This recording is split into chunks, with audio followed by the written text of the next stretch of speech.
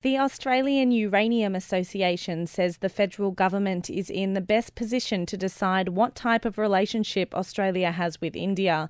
Both sides of federal politics now support selling uranium to India after the ALP changed its policy at its national conference yesterday. Sydney Airport is splitting its terminals up between the two major airlines. Qantas will use terminals 2 and 3 for international, domestic and regional services. Virgin will take over the international terminal for all of its flights.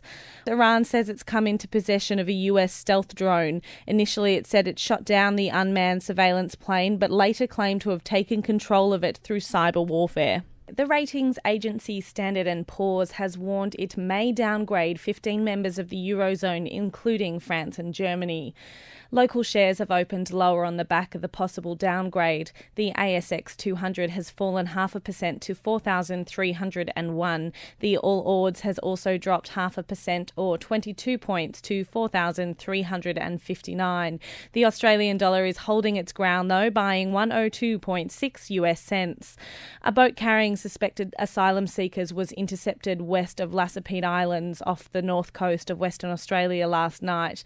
The 54 passengers and 2 crew on board will be taken to Christmas Island.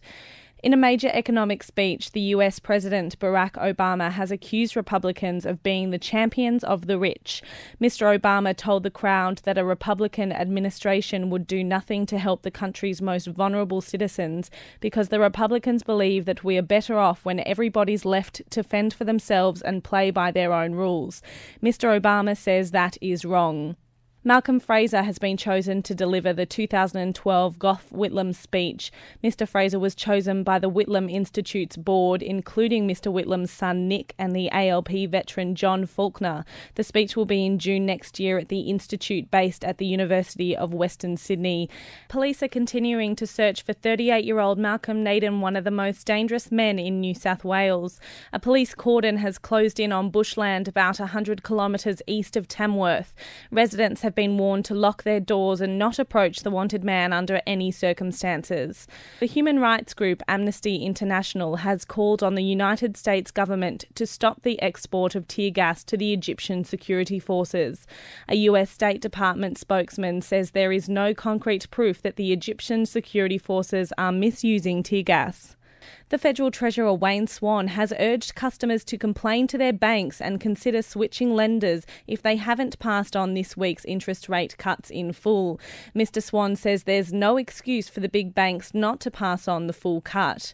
Tasmanian Senator Nick Sherry has confirmed he's retiring from the federal government ministry after nearly 22 years in the upper house and 14 years on the front bench. Senator Sherry will move to the back bench but stay in the upper house and leave Parliament at the next election. The Russian president says he has ordered an investigation into allegations of fraud in last weekend's parliamentary election. On Saturday, Russia saw its biggest protest yet against the country's governing party. More than 50,000 people demonstrated near the Kremlin to protest against the outcome of the vote. The conservation group Sea Shepherd says it's not concerned about a lawsuit filed against it in a US federal court last week by a Japanese whale research group. The group's founder, Paul Watson, says the US court has no jurisdiction in the matter and his legal team is now considering a countersuit. The Prime Minister, Julia Gillard, has defended promoting 2 of her supporters in her front bench reshuffle. She says it is her job to get the best and strongest possible team. The Navy has stopped an asylum seeker boat northwest of the Ashmore Islands overnight. The 54 passengers and 4 crew members will be taken to Christmas Island for health and security checks. State emergency services are responding to more than 70 calls for help as widespread thunderstorms hit southern parts of Western Australia. The state's Wheatbelt region has been one of the worst hit. Damage has also been reported in the Perth metropolitan area. The New Industry and Innovation Minister Greg Combes says a dispute between maritime workers and the stevedore company POAGS can only be resolved through negotiation. The industrial action follows unsuccessful negotiations over an enterprise franchise agreement. The federal opposition says the dispute is another sign that the government's Fair Work laws have given too much power to union bosses. Indonesia says its decision to cut imports from 520,000 to 280,000 cattle next year is not in retaliation to the federal government's recent temporary trade ban. The Livestock Exporters Council says they haven't been given much detail about the decision. Russia has surprised Western nations by proposing a UN Security Council resolution condemning the violent crackdown on anti-government protests in Syria. Fire crews suspect an explosion in Darwin that has killed a man was caused by his work van.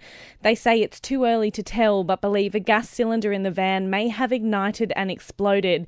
It killed one man believed to be in his 20s and shattered the windows of surrounding houses. The federal government has dismissed warnings from some Australian economists against making too many spending cuts to achieve a surplus. The Finance Minister, Penny Wong, says the government will continue to support jobs and economic growth. The daughter of Russian dictator Joseph Stalin, who defected from the Soviet Union at the height of the Cold War, has died. She was 85.